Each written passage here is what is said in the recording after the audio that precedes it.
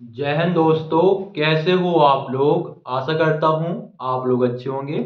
आपका मध्य प्रदेश भर्ती बोर्ड की तरफ से नया नोटिफिकेशन जारी किया गया है, जिसमें आपका Madhya Pradesh police excise constable या ये समझ लीजिए आबकारी विभाग में आपका सिपाही के पद पर आपकी वैकेंसी निकली हुई है, जिसका आपका एग्जाम डेट भी जारी हो चुका है।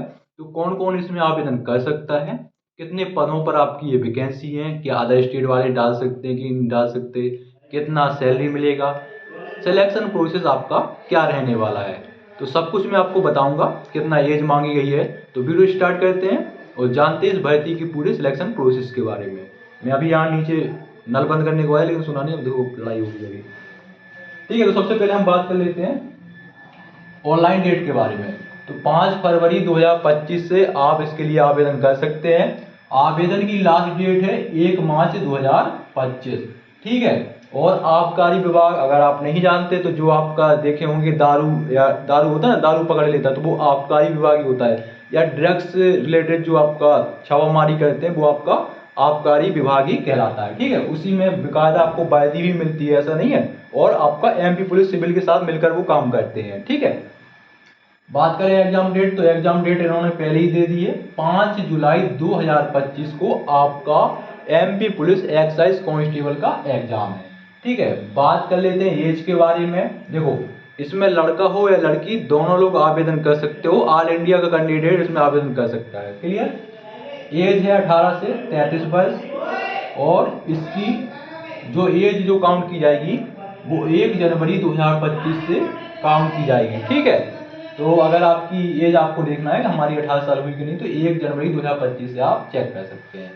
अब बात करें आपकी योग्यता के बारे में, क्या मैं इसमें आवेदन कर सकता हूं? तो देखिए दोस्त, आपकी जो योग्यता होना चाहिए वो 12वीं में आप पास होने चाहिए, किसी भी आप सब्जेक्ट से हो, चाहे आर्ट साइंस कॉमर्स किसी भी सब्जेक्ट से हो, कोई मतलब नहीं। आप 12वीं में कितने भी नंबर आए हो, केवल आप पास होने चाहिए। क्लियर। और इसके अलावा इसमें आपका फिजिकल नहीं होगा, आपका हाइट चेस्ट ये सब होगा, लेकिन आपकी रनिंग नहीं होगी। तो देखो, हाइट जो होना चाहिए 167.5 सेंटीमीटर होना चाहिए। कितना होना चाहिए? 18 बनाया, हाइट हो गया। ठीक है, हाइट। ठीक है। तो हाइट 167.5 सेंटीमीटर पुरुष की होना चाहिए, और लड़कियों की होना चाहिए 152.4 सेंटीमीटर। फिर से सुन लीजिए, 152.4 सेंटीमीटर लड़कियों की जो हाइट होना चाहिए। चेस्ट 81 से 86 सेंटीमीटर, ओनली फॉर मेल के लिए। रनिंग इसमें नहीं होती है, तो केवल आपको पेपर पे ही फोकस करना है। अगर आप पेपर निकाल लोगे तो आपका आसानी सिलेक्शन हो जाएगा। कट ऑफ भी मैं आपको बता दूंगा। बात कर लेते हैं फीस के बारे में, उसके बाद में सिलेक्शन प्रोसेस और सैलरी बताता हूँ। फीस लगेगी जर्नल और अदर स्टेट कैंडिडेट की 500 रुपये। ठीक। SC ST और OBC कैंडिडेट की 260 रुपये इसमें आपको फीस देना पड़ेगा। और बात करते हैं आप सिलेक्शन प्रोसेस के बारे में, तो देखो सबसे पहले होगा एग्जाम 5 जुलाई से आपका स्टार्ट है। 5 जुलाई 5-6 जुलाई को है। ठीक है। और मेरे ख्याल से या तो 5 जुलाई को तो क्लियर है ही, या 5 को भी है और 6 को भी है। ठीक है। तो हो सकता है 4 शिफ्टों में, हो सकता है एक ही दिन में करवा लें। ठीक है। सिलेक्शन प्रोसेस में सबसे पहले होगा आपका पेपर। पेपर के बाद फिर होगा आपका PhD, जिसमें हाइट और चेस्ट नापा जाएगा और कुछ नहीं। उसके बाद फिर मेडिकल एडिकल कराएंगे और फिर आपका फाइनल सिलेक्शन। ठीक है। तो इसमें एग्जाम पैटर्न देख लीजिए। आपका 3 विषय से प्रश्न पूछे जाते हैं, जिसमें आपका रीजनिंग का बहुत बड़ा बोलबाला है। रीजनिंग आपको समझ में आएगी। देखो मैं समझ कर लिया एग्जाम पैटर्न। इसमें मैथ और साइंस विज्ञान के 30 प्रश्न रहेंगे। मैथ के भी रहेंगे, साइंस के। तो जो कैंडिडेट रीजनिंग में मैथ में कमजोर है तो उसके लिए थोड़ा फायदा हो सकता है। मैथ और साइंस के 30 प्रश्न रहेंगे, मिक्स रहते हैं ना। रीजनिंग के 30 प्रश्न रहेंगे, मैथ साइंस के 30, रीजनिंग के 30, और जीके और रीजनिंग के 40। जीके और रीजनिंग के 40।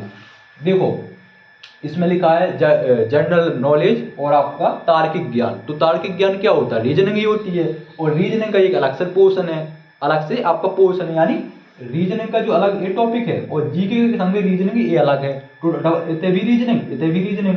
ठीक है। और ये मैथ साइंस, तो मतलब रीजनिंग आपकी 50 नंबर की पूछी जा सकती है। ठीक है। और रीजनिंग अगर आपकी अच्छी नहीं है तो रीजनिंग आप अच्छी कर लो। ठीक है। तो मैथ साइंस 30 नंबर का, रीजनिंग 30 नंबर का, जीके और रीजनिंग 40 नंबर का। टोटल रहेंगे 100 प्रश्न, जो कि आपके 100 अंक के रहेंगे। और टाइम आपको मिलेगा 2 घंटे का। पेपर CBT होगा, computer based test, online paper होगा और 100 अंक का होगा। और कुछ और पोस्ट के बारे में देखो, पोस्ट का उन्होंने अभी नहीं बताया है, लेकिन पिछला जो भर्ती निकला था वो 462 पदों पर निकला था। पिछला जो अभी 2022 में निकला था एक्साइज कांस्टेबल का MP पुलिस में, तो वो 462 पदों पर निकला था। लेकिन इस बार अभी उन्होंने ये पोस्ट के बारे में नहीं बताया, लेकिन आबकारी विभाग है तो इतना ज़्यादा वैकेंसी नहीं निकलेगा। लेकिन आप इतना जरूर समझ लो, इसमें 600 से